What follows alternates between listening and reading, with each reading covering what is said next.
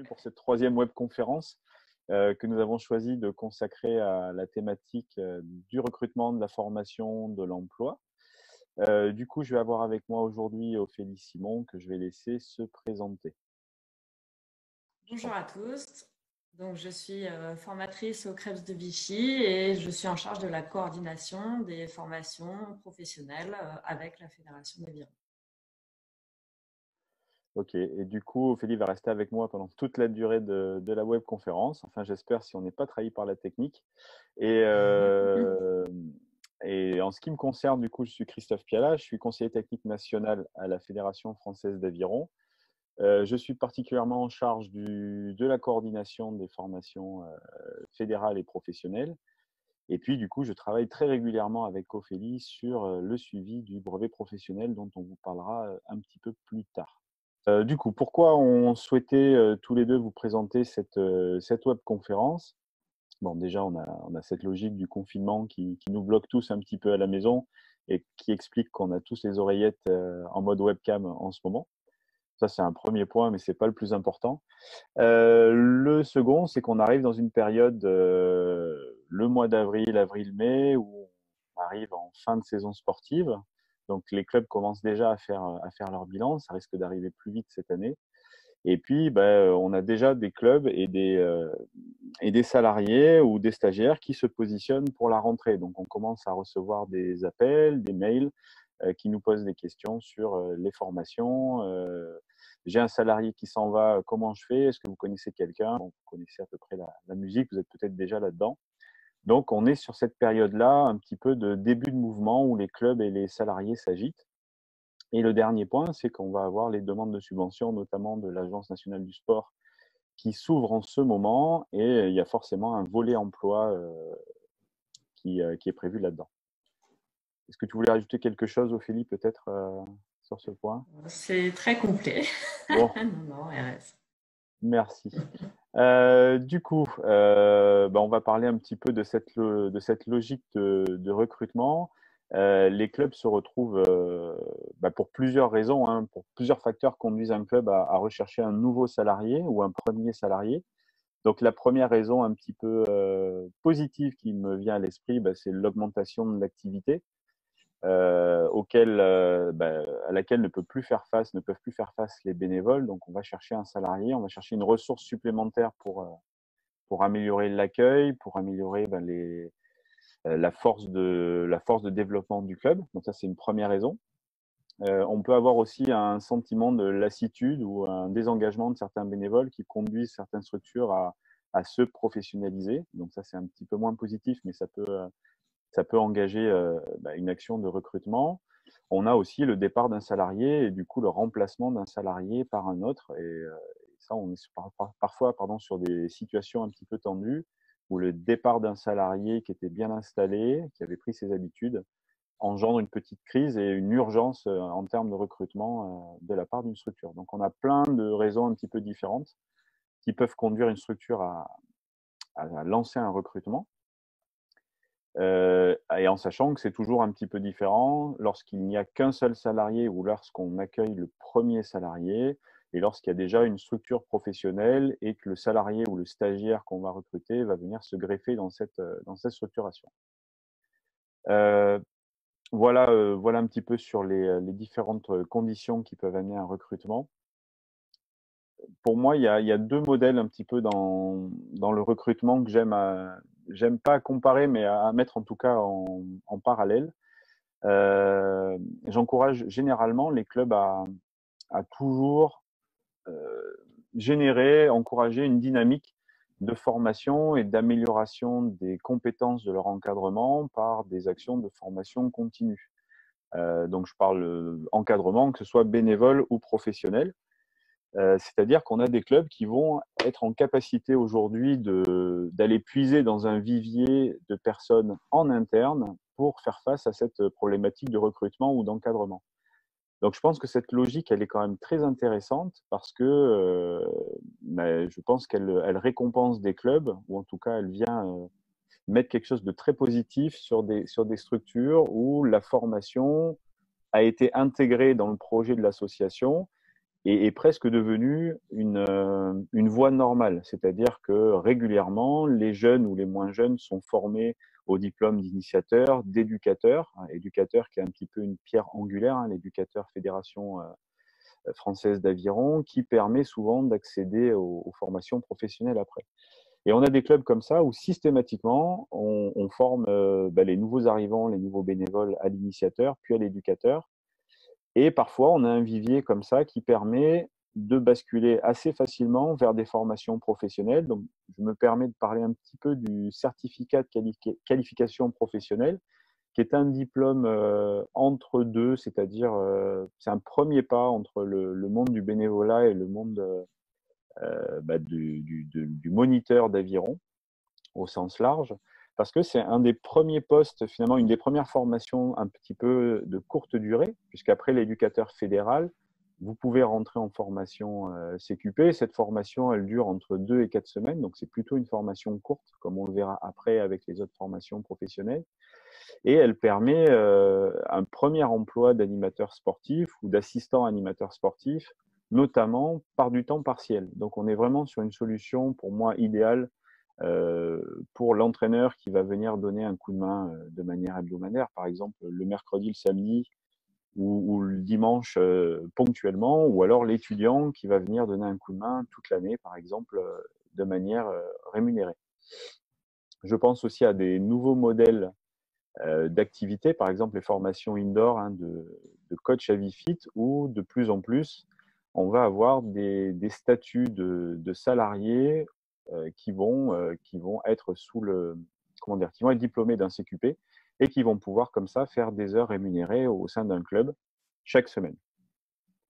Alors, si je peux Je t'en rajouter un prie. petit quelque chose, cette logique de formation en interne, elle est très intéressante parce que ça permet aux différents bénévoles de commencer à se confronter vraiment, à se faire leur expérience, à voir si ils sont vraiment en adéquation avec le projet du club. Et puis, même chose pour le club, ça permet de voir si ça se passe bien avec cet éducateur et si la personne peut ensuite progresser, évoluer au sein de la structure. Donc ça, c'est vraiment intéressant. On peut capitaliser et acquérir de l'expérience là-dessus. Et ben, en fait, oui, c'est la deuxième, ça va me permettre d'aller sur la deuxième voie, merci. Et la deuxième voie, c'est effectivement le recrutement externe. Alors, on va dire que c'est quand même la voie que Ophélie et moi observons le plus, c'est-à-dire qu'on a des structures qui recherchent désespérément un candidat pour venir renforcer, ouvrir les sections à partir de la rentrée de septembre, puisque c'est quand même une date anniversaire pour l'embauche des salariés, pardon, dans les clubs d'aviron. Donc le recrutement externe et le premier réflexe des clubs d'aviron, c'est de passer une petite annonce sur le site de la Fédération française d'aviron. Je pense que c'est quand même une excellente idée, il ne faut pas s'en priver. Mais ce recrutement, je pense que c'est pas suffisant. C'est pas suffisant pour certains types de postes, comme on va le voir. C'est-à-dire je pense qu'on a de plus en plus dans les clubs des métiers qui se distinguent. Donc, moi, j'en vois 4 ou 5. On a un métier d'animateur qui va être plutôt sur des tâches polyvalentes, mais je dirais que finalement, sa principale mission, alors après, c'est ma vision personnelle du métier d'animateur, mais ça va être de mettre en relation les gens. C'est vraiment une fonction relationnelle pour moi en premier. Après, je pense qu'il y a le métier de développeur. Et puis ensuite, les métiers d'entraîneur vraiment de haut niveau. Et puis, il y a un dernier poste qui me semble intéressant, c'est le métier de directeur. Donc, je pense on va les voir un petit peu après. Ça veut dire que si on a ces différents métiers, il faut que la structure, elle se pose la question de ses besoins et qu'elle pose les bases d'un premier diagnostic. Et ce diagnostic, à mon avis, pour être efficace, il faut qu'il soit le plus honnête possible. Et pour l'avoir vécu ou l'avoir fait aux côtés de certaines structures, je pense qu'il est vraiment intéressant dans cette première phase, et on a encore le temps là au mois d'avril de se lancer dans ces phases de diagnostic, c'est-à-dire comprendre ses besoins, comprendre pourquoi l'embauche précédente n'a pas fonctionné, comprendre pourquoi le salarié actuel ne reste pas et change de club.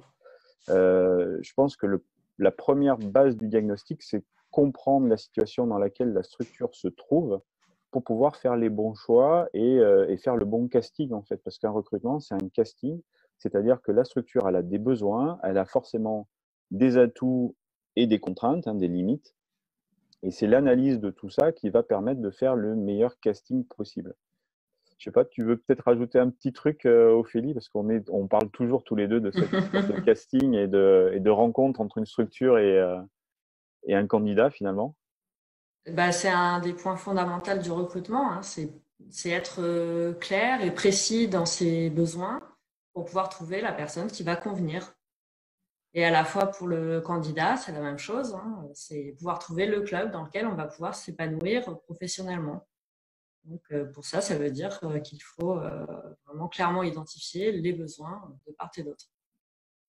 Ouais, et puis l'expression, effectivement, la plus honnête, je reste sur ce mot d'honnêteté, mais bon, elle s'oppose pas à la malhonnêteté, mais dans le côté clarté et clarification, en fait, des besoins, des attentes et du projet. Clarification aussi de l'engagement de la structure. En fait, on trouve complètement acceptable, par exemple, qu'une structure ne se positionne que comme un centre de formation et accompagne tout au long de sa formation des stagiaires, à condition que ça soit clairement identifié au sein du projet de la structure et que ça soit clairement énoncé auprès du candidat qui va venir postuler. Si le candidat est complètement en adéquation avec ce projet-là, il va pouvoir bénéficier d'une bonne formation dans cette structure-là et ensuite devenir un professionnel pour chercher un emploi ailleurs. Là où, par contre, il y aurait sans doute un problème, c'est la structure qui ne serait pas forcément très honnête dans son discours et qui promettrait une embauche à un stagiaire alors qu'elle n'a pas du tout l'intention après de rentrer dans une phase de pérennisation. Bon, ça reste quand même relativement exceptionnel, mais l'idée, c'était plutôt d'illustrer cette clarification, en tout cas des attentes et des besoins de la structure. Donc la logique de diagnostic, elle est vraiment fondamentale. Et je pense il faut dans ce temps de diagnostic mettre plusieurs points en balance. Le premier, par exemple, si on est sur une première embauche, ça va être de se poser la question de la pérennisation, c'est-à-dire les coûts. Est-ce que l'association va avoir les reins suffisamment solides pour prendre à sa charge ou en tout cas faire les demandes de financement pour assumer les frais de formation, les frais de salaire. Je veux dire, ça, c'est vraiment le basique. Et ensuite, il va falloir interroger le projet associatif de la structure. Est-ce que le projet associatif, finalement, le développement, la prise de masse d'une structure, est-ce que ça correspond toujours au projet associatif, au fondamental, au fondement, à l'âme de la structure? Est-ce qu'on n'est pas en train de dénaturer le club en grossissant ou en changeant de taille? Donc ça, c'est un premier point.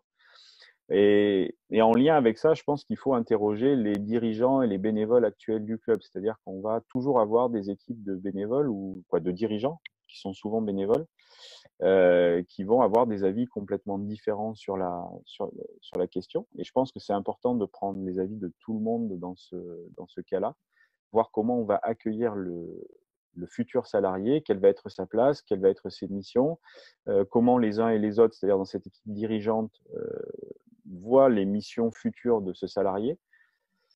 Parce que je me rappelle toujours de mon premier contrat de travail. Alors, on va pas s'étendre, mais où je pense que j'avais une liste de missions, j'avais toutes les missions possibles et imaginables sur mon contrat de travail.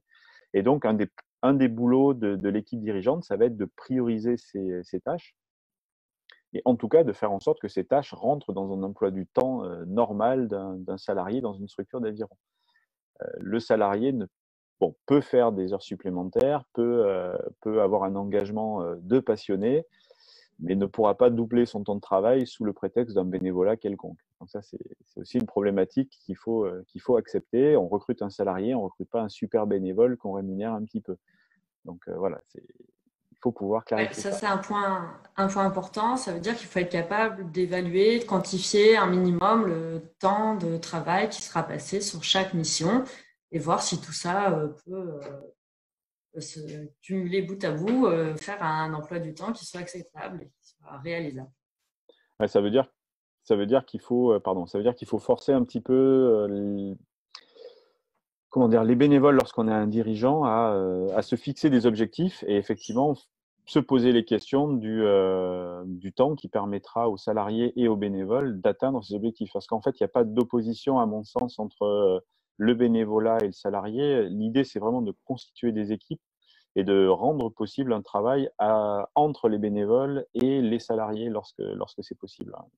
Il faut surtout pas, à mon sens, que les salariés remplacent complètement les bénévoles et que les bénévoles refusent de laisser certaines tâches aux salariés. Je pense qu'il y a plein d'organisations possibles et plus ces deux mondes fonctionnent en équipe et en synergie, mieux ça fonctionne.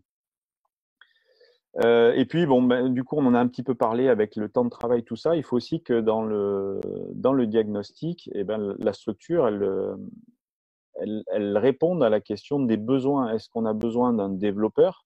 Est-ce qu'on a besoin d'un animateur, c'est-à-dire quelqu'un qui va plutôt s'occuper des publics, alors je dis pas de non-compétiteurs, mais de tous les publics sans forcément faire de distinction, qui va vraiment assurer cette fonction de lien social, d'encouragement, de développement du nombre de salariés, qui va participer par exemple à la fidélisation des publics, quels qu'ils soient.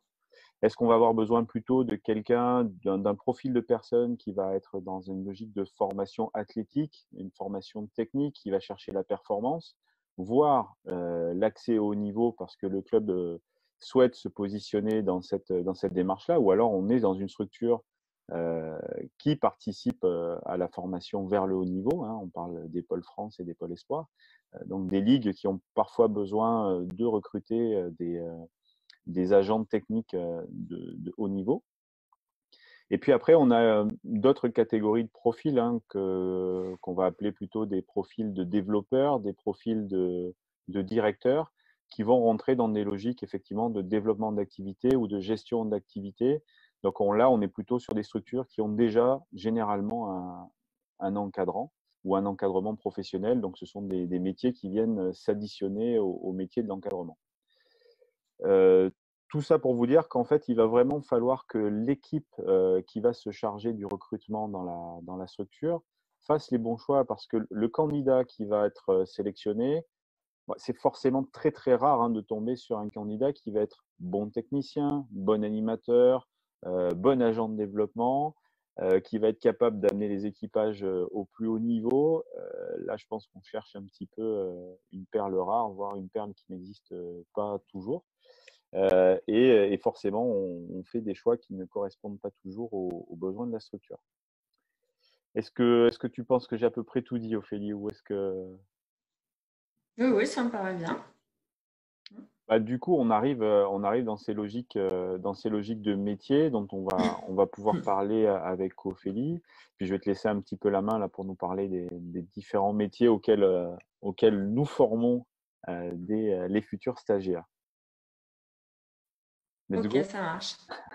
Alors du coup, je vais commencer à parler du métier de moniteur d'aviron, ou que tu as appelé aussi animateur polyvalent, animateur développeur.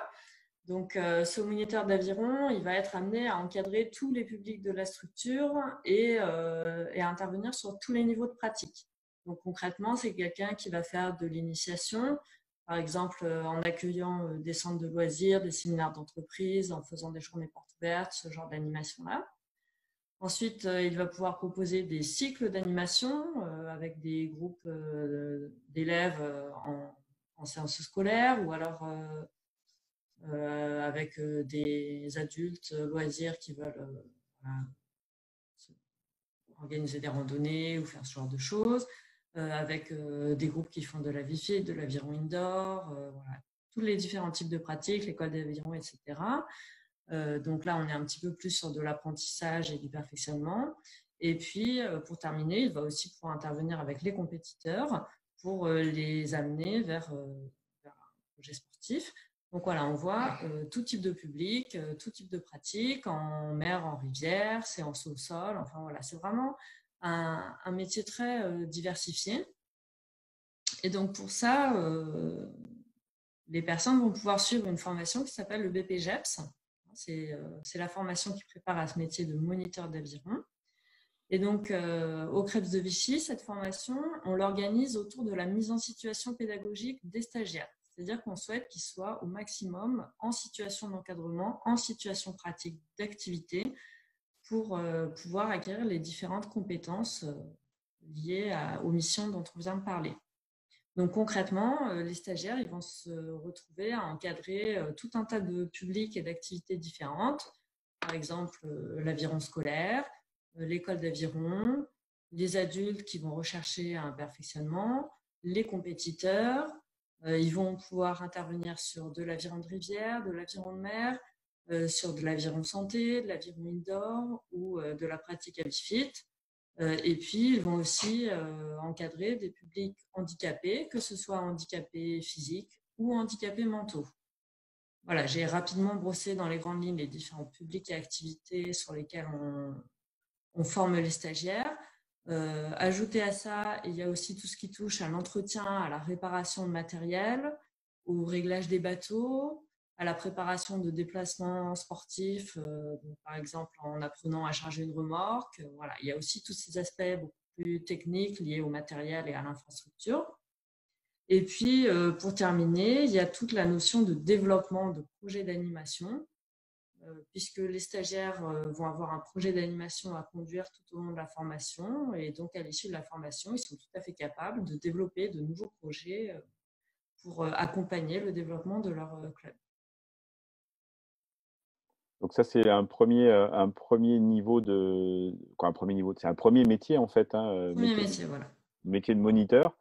Euh, et bah, du coup, dans effectivement les besoins des structures, après, j'avais basculé sur un besoin plutôt d'entraîneur, voire après Oui. d'entraîneur de haut niveau. Donc, je pense qu'il Oui, y a des choses alors, aussi là. Voilà. entraîneur, ça va être la formation DE Aviron qui va permettre de former ce type de personnes. Donc là, on va être sur l'acquisition d'un haut niveau d'analyse technique de l'activité, sur tout ce qui touche à la connaissance des méthodes d'entraînement et de préparation physique des rameurs. Donc, on va vraiment accompagner la préparation des futurs champions de France qui sont au sein des clubs, donc toutes les catégories J16, J18, éventuellement les seniors, etc. Donc pour cette formation, on a toute une partie d'acquisition de savoirs théoriques liés à l'entraînement, aux méthodes d'entraînement et à la connaissance technique de l'activité. Et ensuite, on va mettre en application ces différentes connaissances à travers des stages pratiques. Et donc, on a différentes séquences de formation qui sont organisées dans des structures de préparation au haut niveau, enfin des structures d'entraînement. Donc, par exemple, on travaille avec le sport nautique de Nancy, avec le club d'aviron de mer de La Rochelle, avec le cercle de l'aviron de Nantes, et puis avec des structures liées à la fédération, comme les pôles France. Donc, les stagiaires vont être amenés à intervenir au sein de Pôle France. Ils vont participer à l'encadrement du stage interrégional féminin de Belsin, etc.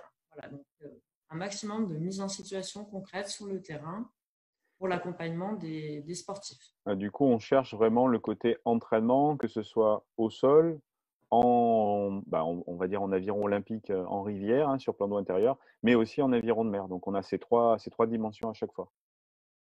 Voilà, tout à fait. Et pour conclure là-dessus, tout au long de la formation, les stagiaires vont avoir à conduire un projet de perfectionnement sportif. Donc, c'est bien vraiment le cœur de leur métier, mettre en place toutes les conditions de perfectionnement sportif pour les publics. Ok, et ben du coup, il nous reste la dernière marche du podium, hein, Ouais. c'est-à-dire l'accès, le vrai haut niveau. En fait, le haut niveau, il n'y en Le a plus qu'un, haut mais c'est niveau. vrai que le DE, on va être plutôt sur l'accès au niveau et puis la formation suivante, on va être vraiment sur la gestion du haut niveau et la gestion des structures qui participent au haut niveau. Voilà, donc ce qu'on appelle l'entraîneur expert, il va pouvoir se former à travers la formation DES Aviron. Donc là, on a deux axes sur cette formation. On a la préparation des athlètes et on a le management de la structure. Donc pour ce qui est de la préparation des athlètes, les stagiaires vont vraiment développer une expertise technique liée à l'entraînement en bateau et au sol de haut niveau. Et pour la direction de la structure, on va plutôt être sur des contenus liés au management des bénévoles et des professionnels de la structure. Donc pour cette formation, on a une collaboration vraiment très étroite avec la mission d'aide à la performance de la fédération, avec les équipes de France. Donc, tout ça, ça va nous permettre de mettre en place la formation sur l'entraînement des rameurs, notamment à travers des stages. Les stagiaires vont pouvoir encadrer au sein des pôles France les rameurs qui sont en équipe de France. Ils vont pouvoir côtoyer les entraîneurs de l'équipe de France, avoir vraiment une expertise, un partage d'expérience là-dessus. Et pour la partie gestion, management, ça va être des experts sur ces thématiques qui vont intervenir et qui vont venir partager leurs expériences avec les stagiaires. Donc là, on ne sera pas forcément sur des structures d'aviron, mais on va pouvoir bénéficier des expériences de professionnels d'autres activités ou d'autres milieux qui vont venir enrichir cette formation. Voilà, et pour… oui. Ouais. Du coup, ça me fait penser à la webconférence de la semaine dernière sur la préparation mentale ou en tout cas la motivation. Donc, tu parlais d'intervenants experts dans leur domaine. Donc, je pense qu'il y a peut-être des thématiques sur la communication, la prépa mentale ou ce genre de contenu peut-être. Oui, tout à fait. C'est très important pour un entraîneur de haut niveau de pouvoir bien connaître les différents modes de communication, de pouvoir agir aussi sur les aspects de préparation mentale des rameurs pour les aider dans tout ce qui est gestion du stress, atteinte de leurs objectifs, etc. Donc oui, on a des interventions sur tout ce qui est connaissance de soi, méthode de communication et préparation mentale. D'accord. Donc, c'est une formation qui a lieu chaque année, pas forcément? Alors, pas forcément. Le DES Aviron, c'est vraiment une formation très spécifique qui s'adresse à un public vraiment restreint. Donc, c'est une formation qui est rare. La dernière session, elle a été mise en place en 2016-2017. Donc, ça va faire 4 ans. Voilà. Et cette année, on a bon espoir que la formation puisse s'organiser puisqu'on a différents candidats qui nous ont déjà contactés. Donc, j'espère qu'en 2020, ça va pouvoir se faire. Donc là, on vient de passer un petit message aux futurs candidats DES. Si vous nous Voilà. entendez, voilà, il faut s'inscrire. Non, c'est vraiment une formation de haut niveau en fait, et ça explique aussi pourquoi elle est relativement rare. C'est pas tous les jours qu'on a des stagiaires à former dans ces domaines-là. Et puis, ce n'est pas le besoin principal des clubs que de former au haut niveau. Donc, effectivement, ça explique pourquoi c'est une formation un peu plus rare que les autres. Et du coup, vu qu'on on se branche sur les dispositifs de formation, c'est vrai je pense que dans la logique du recrutement, les dirigeants ont besoin de savoir les durées, les modes de fonctionnement de chacune de ces formations et peut-être aussi le coût et les moyens de prise en charge. Donc, je ne sais pas, tu peux nous répondre sur ces questions-là? Oui, alors je vais commencer par tout ce qui est durée et rythme de formation. Donc la première chose à savoir, c'est que les formations professionnelles, elles se font en alternance, donc entre une structure qui est un club, une ligue, un pôle, aviron, et le CREPS. Et donc il y a des séquences dans la structure, des séquences au CREPS, et on alterne comme ça entre ces différentes séquences. Et donc, les formations pour le BPGEPS et le DEGEPS, elles durent 2 ans, avec à peu près une semaine de formation chaque mois au niveau du CREPS. Et pour le DES Aviron, on est sur une formation d'1 année. Donc, voilà pour les durées. Pour tout ce qui est financement, statut des stagiaires, etc., alors il y a plusieurs possibilités. Pour le BP et le DE, ces formations sont ouvertes à l'apprentissage. Donc, les employeurs peuvent faire appel à un contrat d'apprentissage. L'avantage, c'est que la formation, elle est entièrement financée. Donc, il n'y a pas de reste à charge pour les structures au niveau des frais pédagogiques. Et le stagiaire, il va percevoir un salaire qui est déterminé, un salaire d'apprenti. Et il y a des exonérations de charges pour les employeurs. Donc, c'est plutôt un dispositif intéressant. Ce que je peux rajouter aussi, c'est que grâce à l'apprentissage, la formation, elle va être complétée avec le passage du permis remorque. Donc, les stagiaires vont pouvoir passer le permis remorque pendant la formation. Donc, ça, c'est le petit plus du contrat d'apprentissage. Donc, Oui, et puis voilà en pour ce… plus, sur les deux formations, excuse-moi, qui sont ouvertes à l'apprentissage, on peut si le candidat est intéressé et puis si le projet de la structure est opportun, enchaîner par exemple une première formation en BP en étant apprenti et prolonger, quoi, faire un nouveau contrat Mm. d'apprentissage pour le DE par exemple. Ça, c'est possible. Oui, tout à fait. D'accord. Oui, oui, tout à fait, c'est possible. Donc ça, c'est une solution qui est intéressante pour les clubs. Ouais, pour les structures, parce qu'effectivement, après, en termes de rémunération, on reste sur des rémunérations d'apprentis, bon, qui restent des minima, mais qui effectivement ne permettent pas de vivre complètement en autonomie. C'est une forme qui permet la formation avant tout. Voilà, exactement. Et du coup, le Ensuite, on DES, a pardon, ben vas-y, je te laisse continuer, pardon. ouais, je voulais compléter sur les autres statuts possibles pendant la formation. Donc, les stagiaires peuvent aussi être en CDI ou en CDD sur leur structure, comme n'importe quel salarié. Donc, ça, c'est possible pour les 3 niveaux de formation. Et là, ça va être l'AFDAS qui va intervenir pour le financement de la formation. Donc, en fait, le club va devoir faire une demande de financement à l'AFDAS et, et ça permettra voilà, que le coût de formation soit pris en charge. Ok, bah on a fait un petit peu le tour de tout ce qui était possible. Alors, dans ce panorama des formations, c'est vrai j'avais parlé du CQP tout à l'heure. Le CQP, malheureusement, c'est une formation courte, hein, qui n'est pas encore, courte, qui est gérée un petit peu différemment. C'est pas vraiment une formation d'État c'est pas un diplôme d'État, hein, comme le BP, le DE ou le DES. C'est un diplôme de branche professionnelle qui n'est pas ouvert encore, qui n'est pour l'instant, ou en tout cas, qui n'est pas ouvert à l'apprentissage. Bon, par contre, après, c'est une formation courte, hein, où les frais sont relativement réduits.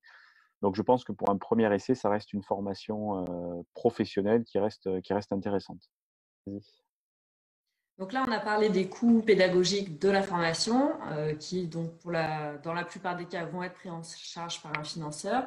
Mais il ne faut pas oublier qu'il y a aussi des coûts de formation annexes, comme les frais de déplacement à chaque fois que les stagiaires se déplacent en formation, et les frais d'hébergement et de restauration. Donc, c'est des coûts qui sont quand même relativement élevés sur 2 ans de formation. Donc, pour un club, il faut penser à budgétiser ces aspects-là. Et puis, si on peut terminer sur tout l'aspect financier, il y a des aides qui existent, hein, en plus des différents contrats dont on a parlé. Donc, pour ça, il faut se rapprocher de l'Agence nationale du sport, puisque dans le cadre des campagnes de financement des clubs, il peut y avoir des aides à l'emploi. Et puis, les régions peuvent aussi apporter des aides pour les recrutements au sein des clubs.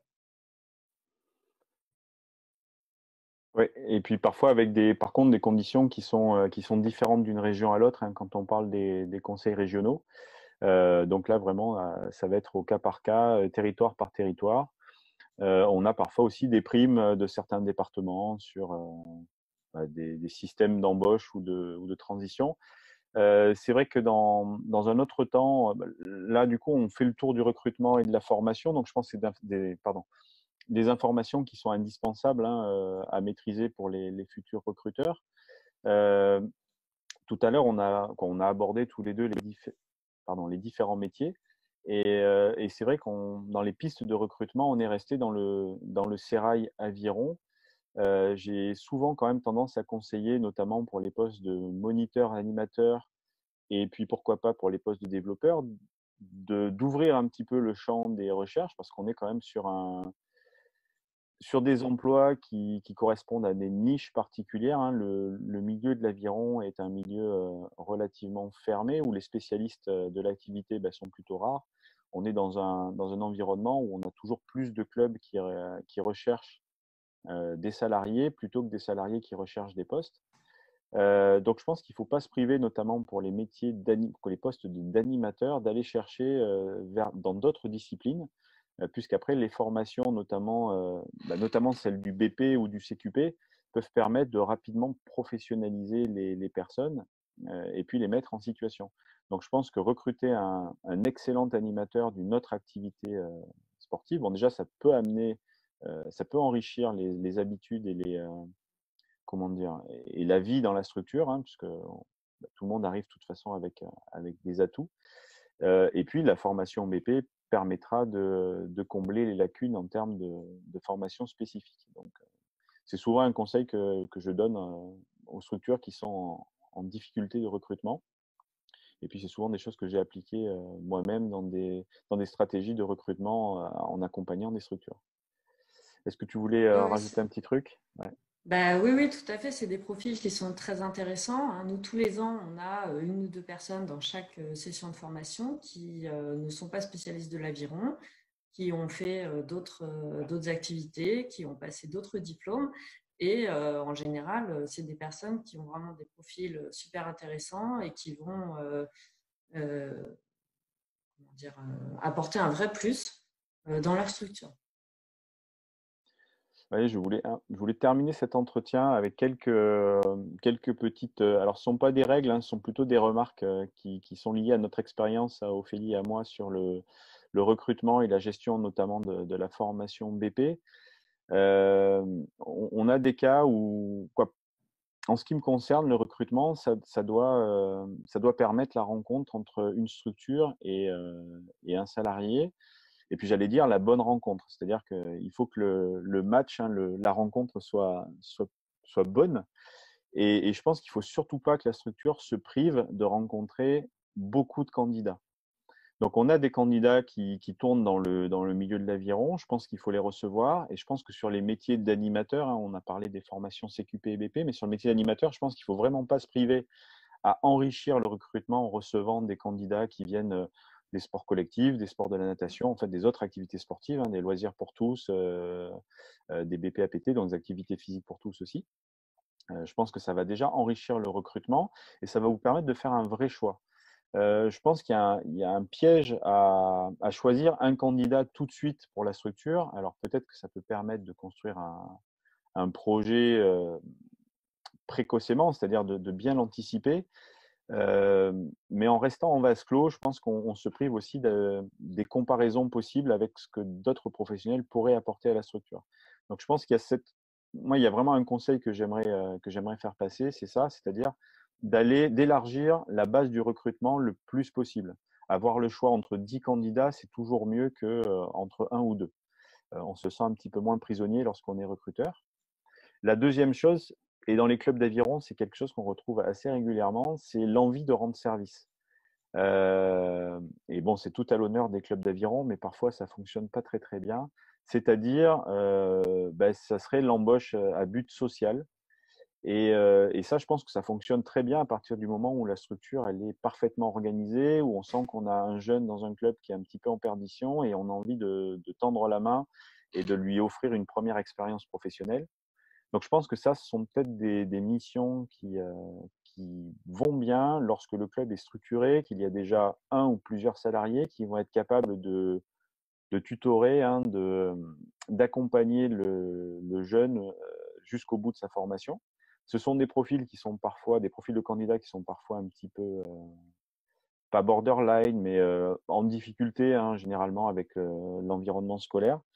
Donc, je pense que c'est vraiment un recrutement à éviter si c'est une première embauche et si la personne se retrouve seule salariée dans la structure. Par contre, moi, je reviendrai pas sur la nécessaire générosité quand on a des clubs qui se lancent dans des missions comme ça et que ces clubs sont bien structurés. Bon, je pense qu'il faut y aller. On n'est jamais, quoi, je pense qu'on regrette jamais ce genre d'expérience. Après, il faut faire attention, hein, il y a beaucoup de bénévoles qui s'engagent, beaucoup de dirigeants bénévoles qui s'engagent corps et âme dans ces projets de recrutement. Généralement, un recrutement pour un club, ça génère énormément de travail pour les bénévoles, ça génère énormément d'espoir aussi. Et c'est toujours un petit peu difficile à vivre lorsque ça se passe pas très bien. Après, il faut accepter aussi que ça se passe pas toujours nickel, hein. Il faut, voilà, on gère de l'humain, donc bon, il y a des aléas sur lesquels on ne peut pas toujours avoir la main. Et le dernier point, je pense que même lorsqu'on a fait son recrutement et qu'on a fait son choix, eh ben, les employeurs ont un, 2 mois et peuvent renouveler la période d'essai.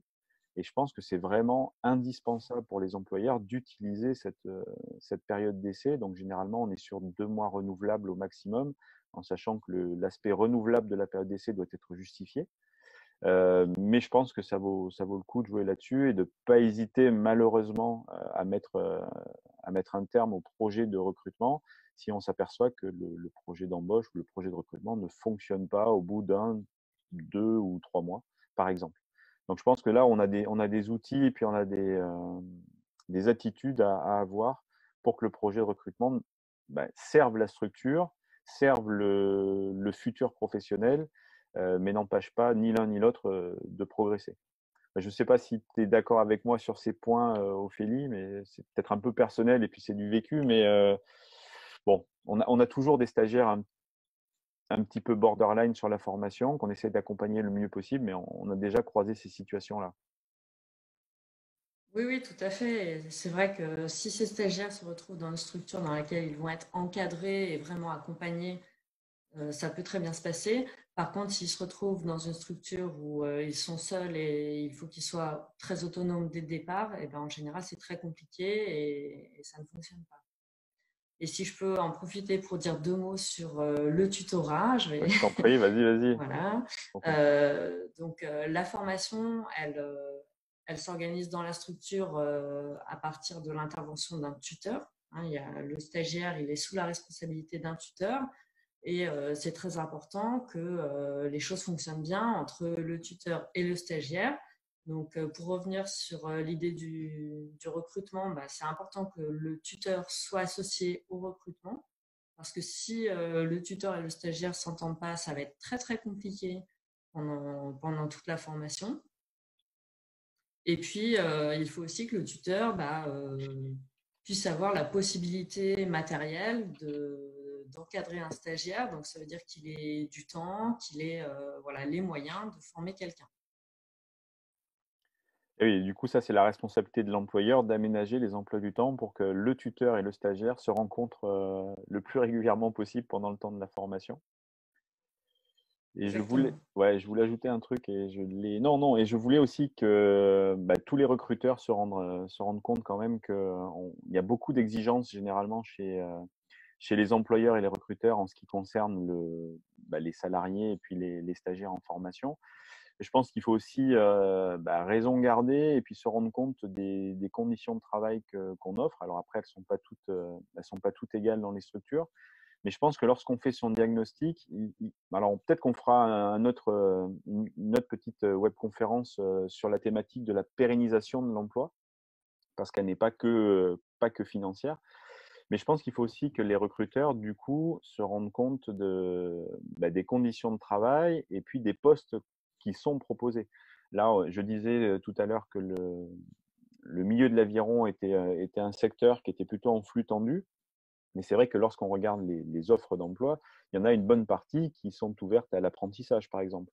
Donc, on est sur des conditions de rémunération qui sont complètement liées à l'effort de formation, qui permettent la formation, mais qui ensuite ne permettent pas vraiment de vivre de son métier. On est sur des métiers qui sont des métiers passion, donc du coup, on a des personnes que nous recrutons qui sont investies souvent corps et âme, qui se donnent à fond dans leur métier, qu'il faut parfois freiner.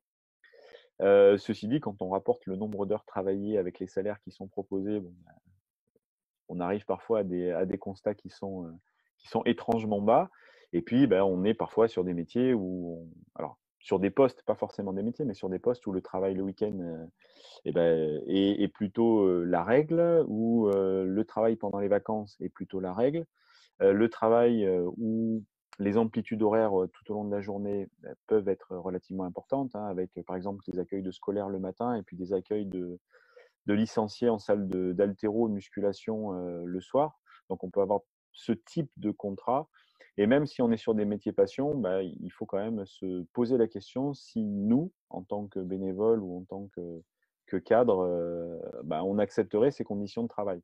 Donc voilà, je dis ça parce que je pense que dans un prochain temps, on pourrait se poser la question de comment faire pour aménager au mieux les postes et pour que ces salariés puissent durer le plus longtemps possible après dans leurs emplois. Sur ces bonnes paroles, moi, je vais vous remercier de votre attention et de nous avoir suivis. Je pense qu'on fera une webconférence, si possible, sur les logiques de pérennisation d'emploi, puisque c'est quelque chose qui nous tient aussi à cœur. Et je vous souhaite un bon été, une bonne période de confinement Et puis, bah, peut-être à bientôt pour une prochaine webconférence. Ah, Alors oui, je voulais juste rajouter une dernière petite chose avant de, avant de quitter cette webconférence. pas de C'est problème. que si vous souhaitez prendre un stagiaire en formation, bah, il y a des périodes d'inscription qu'il ne faut pas rater. Donc généralement, les inscriptions se font vers juin, juillet et les tests de sélection pour entrer en formation en septembre. Donc n'hésitez pas à aller sur le site de la fédération qui pourra vous fournir toutes les informations sur les différentes formations possibles. Voilà, bah, du coup, je vous remercie à mon tour et puis je vous souhaite à tous une bonne continuation. À bientôt.